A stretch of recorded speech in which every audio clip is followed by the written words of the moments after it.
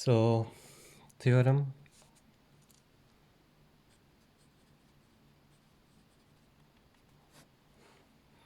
the process xt has normal distribution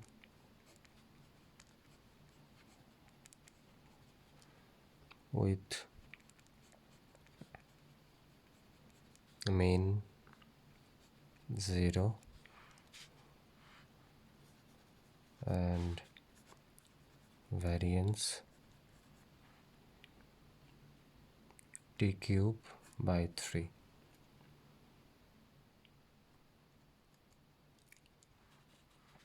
Proof. Consider 0 less equal to s0 less than s1 less than s2 dot dot dot sn a partition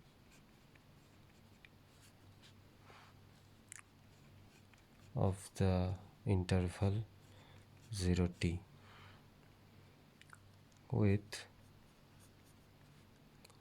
sj is equal to tj by n.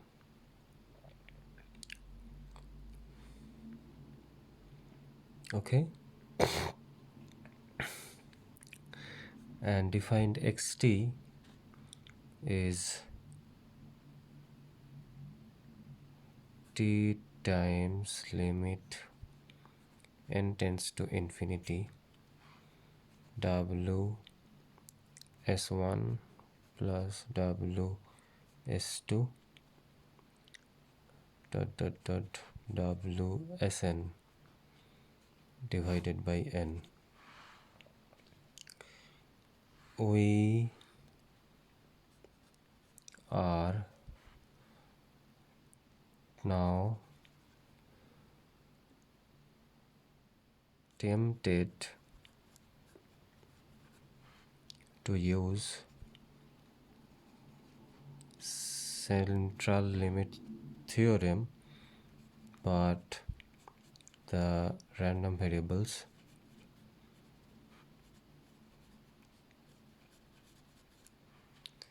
ws1 ws2 dot dot wsn are not independent, right?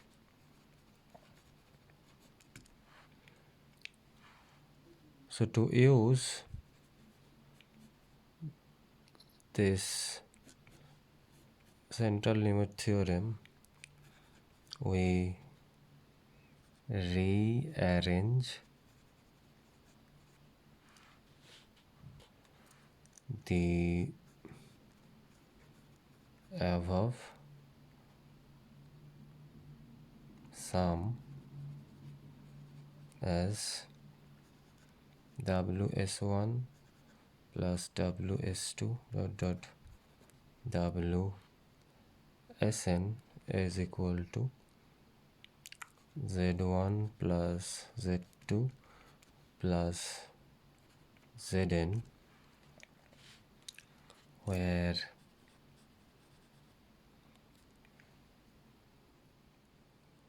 where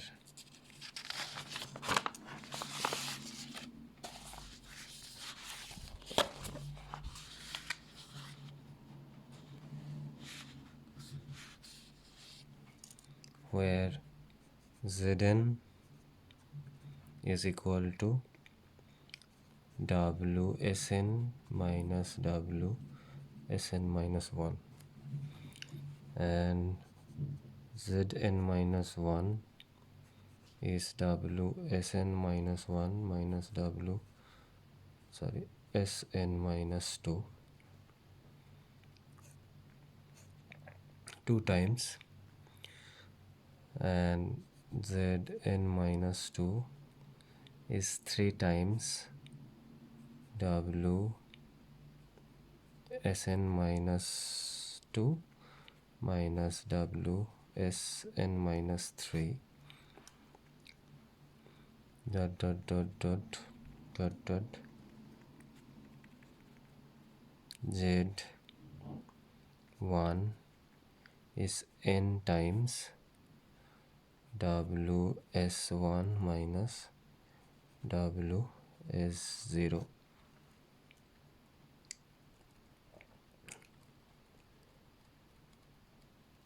Now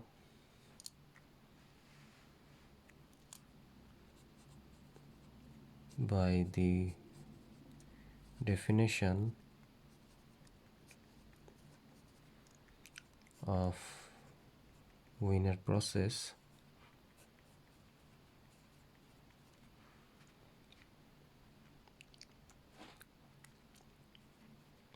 each zj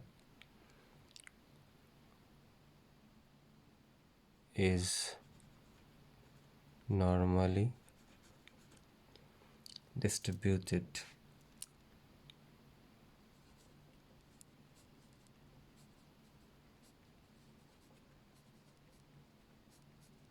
with mean 0 and variance n plus 1 minus j whole square times t by n, right? Just check the time difference between two steps. And also z1 z2 zn are independent, right? So we can apply central limit theorem.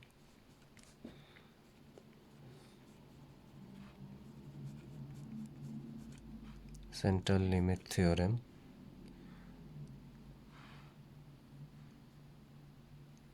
to this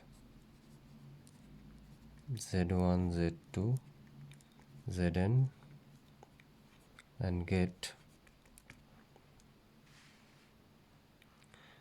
z1 plus z2 plus z3 dot zn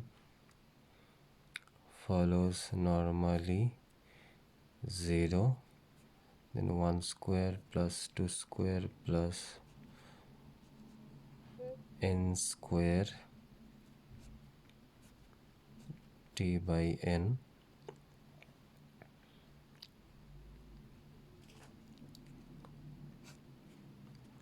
which is equal to